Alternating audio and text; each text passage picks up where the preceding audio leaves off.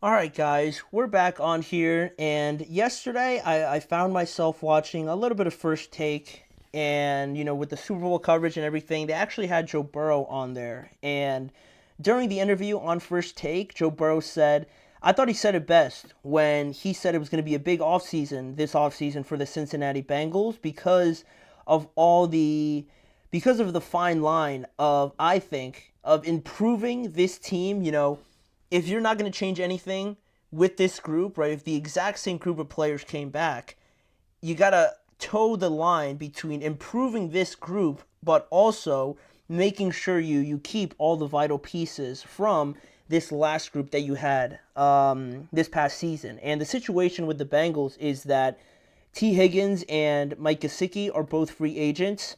Jamar Chase wanted a new deal last year. They didn't give it to him. He kind of held out a little bit, but was there for all of the season. He was healthy. He played every single game, so that's a check mark. He also historical season, Triple Crown winner, another check mark, right? He couldn't have played much better than he did all year, and you decided to wait a year, and now that price range is probably going to go up a little bit more because he has another leverage point to kind of bring to the table now and say, look, you didn't pay me last year. All right, well, I just showed you again why I'm arguably the best receiver in the league and why I did something that only four other guys have done in NFL history, right? I should be getting paid like $36 million per year, I'm sure, is going to be the starting point for a discussion. So Jamar Chase, wants a new deal. They're not going to let him leave. So that's probably going to be a lot of money going to Jamar at some point, I'm guessing. But still,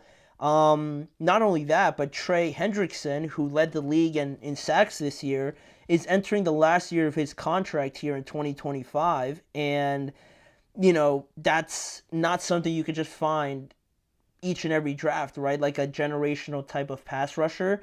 You need that if you want to have any sort of chance at contending for a Super Bowl. And Trey Hendrickson just had a career year, so he's probably, again, similar to Jamar, going to want a little bit extra for kind of compensating him for the kind of season that he just had on a contract that doesn't really pay him what he's deserved. So that's probably their four best players outside of Joe, of course, to or that are going to have some serious contract discussions and are going to be making decisions on whether or not they stay or they end up leaving this offseason. So, with that possibility, Joe Burrow told The Athletic on, I believe, yesterday. It might have been during Radio Row yesterday or on Wednesday. He was asked a question whether or not he believed the Bengals can keep all of these free agents, and this is what Joe Burrow had to say on that. Joe Burrow said, we have the cap space to get it done. I want to make it happen. Everybody involved, Trey, T, Jamar, Mike G, we all want to stay together. When you have guys that are motivated like that, I think you can get those things done. So Joe Burrow said that to The Athletic. He also went on First Take, like I mentioned, and he said that, of course, he wants to keep T. Higgins and Jamar Chase, especially because First Take only asked him about those two guys. But he, again, reiterated the same message that without any hesitation, he wants all those guys back. And, he doesn't want the Bengals to kind of have this reputation of not keeping some of their best players. It's not a good look, quite honestly. So he wants to make sure he can keep everybody that I just mentioned. And he said he was also willing to kind of restructure his deal, right, because he has a $46 million cap hit this year, to try and get these deals done, right? Not sacrifice, but, also do his part as to making sure he's contributing to keeping these guys on the team. And, with that, it's a great restructuring, and I'm sure they could change some things over to signing bonus and stuff like that, but I'm not so sure it can be changed so much that the total payout at some point is going to have to be, charged to the Bengals, right? They're going to have to pay up on this money that I'm not so sure they're able to pay up at some point, right? The total payout might not change that much with just Joe Burrow restructuring his deal, so you have to work that out. And like, quite honestly, like, you're talking about some pretty big contracts, right? Like with Jamar, I mentioned $36 million per year, and I don't know the length of it, but that's a lot of money going his way. And how much guaranteed money also is going to be a big point. And T Higgins, he had a quiet, like, very good year for himself too. So I've heard that the market for him is going to be like $30 million, and I'm sure there's going to be some teams bidding for him in free agency that are willing to pay more than that. So it's going to be tough for the Bengals to kind of contradict that and kind of counter those offers. And then, Mike Gesicki, like, it's not like a household name, like one of the best tight ends in the NFL right now, but he had a very good season for them too. He had a good connection with Joe, and on a 1-year deal, he was a pretty, important piece for them as well. So he might not cost the same, but I think that you'd want to prioritize the other guys a little bit earlier. But then maybe by that point, Mike Gesicki might not be there to try and re-sign. And then we get to Trey Hendrickson. Like, geez, like, Trey, for the kind of money that pass rushers are making, I think it's around like 24 million at least. Like, Joe is saying that you can keep all of them, and I might agree with that. I could probably see that happening, right? With some restructuring, like, I lose track of how these franchises actually shift around this money to afford, players like this, but it's not really just about keeping these guys, right? In an ideal world, all these guys have to stay, but because of how everything's played out and the timing of it all, the Bengals kind of pushing these things back a little bit, you want to keep all these players, but because you want to keep them all, it still doesn't erase the fact that you got to make some major improvements and additions to this team, right? Like all 4 of these guys were on the team this past year, and they still missed the playoffs. So not only do you want all of them back to kind of stay within that range, but you have to get better. And if you don't add anybody and all your money goes allocated to these 4 guys, then you're not really going to get too much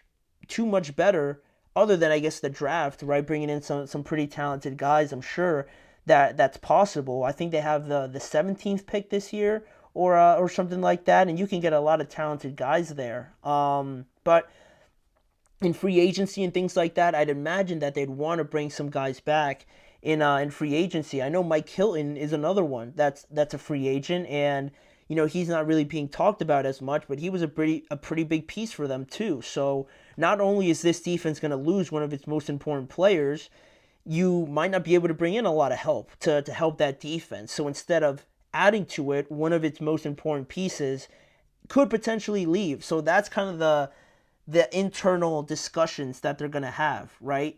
Yes, you want to keep all these great players, and I'm sure they're going to definitely keep Jamar, right? Like, Jamar's going to stay, but then everybody else, I don't really see how they're going to fit everything in and still make some pretty drastic improvements to this team on the defensive side, mostly. So that's really the biggest thing with all of this, and how you kind of balance that in this situation where, the AFC's loaded and the division's loaded. So, how do you toe that line and still remain relevant with the Ravens, who are probably going to bring back most of the same team?